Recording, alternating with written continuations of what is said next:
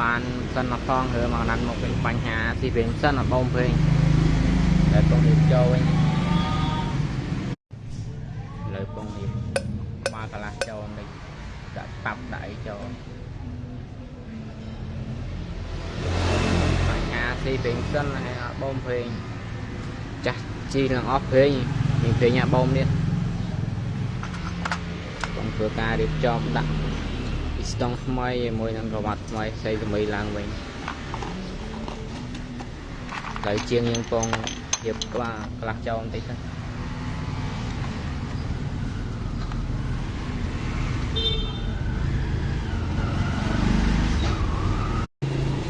នេះបញ្ហាស៊ីព្រេងសិនហាញ់ហុយចាស់ជាទៅថែព្រេងហើយក្បាត់វាស្តង់ពាំងឡើងខ្មៅវាស្តង់នេះ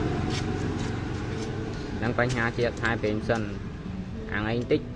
តំដោឥឡូវតំដោដូរវាស្តង់ថ្មីតំដោដែរ